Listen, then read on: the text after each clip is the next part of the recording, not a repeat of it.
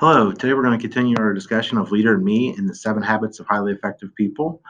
Today we're going to start with habit one. Last time we did an overview of all the 7 habits, starting with habit one. And I like to start off not only looking at habit one, but then also of what all the 7 habits are. So you can kind of see proactive, number one. Then we'll talk about begin with in mind, all the way down to sharpening the saw. So we'll go through these over the next few weeks as we get through November, December, into January. Proactive. That means that if you're somebody that's proactive, you're somebody that's in charge of what you're doing. You take initiative. You're a responsible person. You do the right things without being asked. You take control, or you choose your actions, attitudes, and moods. You don't let somebody else choose those for you. You don't blame others when things go wrong. Just to kind of give you an example here of talking about being proactive versus reactive. So that first few letters of the word makes a big difference. A reactive person says, I'll try. That's just the way I am. I can't help it. There's nothing I can do. I have to do this, or I can't do that, or saying that you ruined my day. A proactive person looks at the world a little bit differently. They say, I'll do it. I'll take care of it. When they say they're going to do something, it's going to get done. They know that that when they make a mistake, everybody makes mistakes. When a proactive person makes a mistake, they say, I can do better than that. They look at all their options. They look at different ways to get around obstacles. There's got to be a good way to achieve that goal, to work towards that goal. And we'll talk more about goal setting in the future.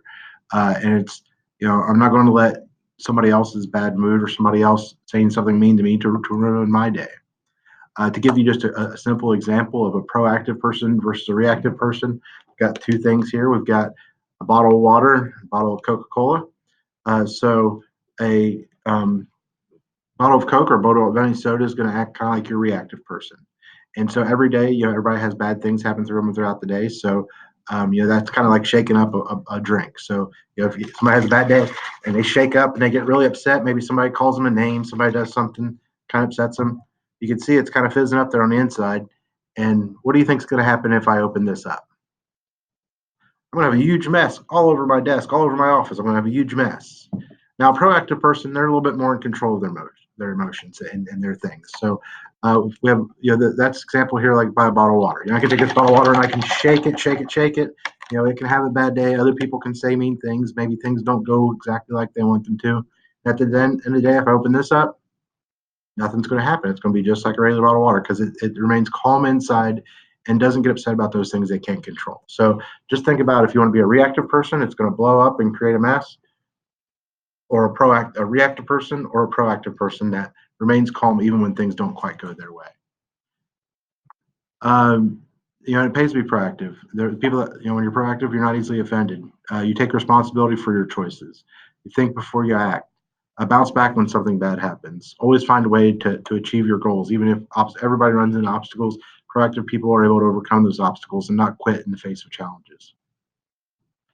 The other way to look at it is, let's think of those things that you can control in your life and those things that you don't have control. We all have a lot of things that we have no control over in life. So think about it as two circles. So the orange circle in the middle here is the things you have control over. Those are your attitude, your effort, the way you react to other people. Those are all things that you have control over no matter who you are, whether you're a teacher or a student or a parent or whoever.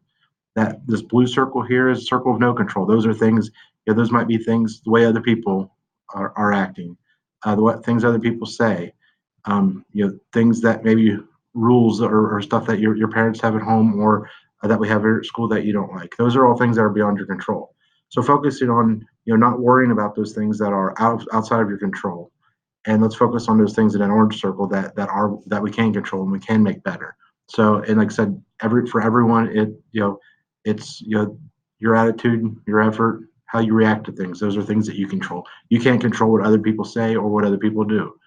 So you have to control, but you can control your own thoughts and emotions. Proactive people are what we call can-do people.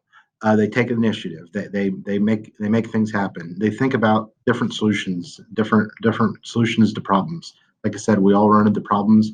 A proactive person really thinks about how can we solve this problem? What's a creative way? What's a different way we could solve this problem? And they act. They're action oriented to get things done. They set a goal. They work towards that goal, and they achieve those goals. A no can do person, that's somebody that's reactive. They wait for something to happen to them. They think about the problems and how they're barriers to what they want to achieve. And they end up being acted upon. And when you're a proactive person and you think about different solutions, you end up being a happier, more productive, and more successful person. Like I said, this is you guys were talking about the different habits of successful people. All right, that's all for today's video. Next week, we're going to be talking about the begin with the end in mind. We're going to talk a lot about goal setting, not only for you individually as students at Manchester Elementary, but also the school as a whole and what some goals we can set as a whole school and work hard and achieve. So thanks for joining me, and we'll see you again next week.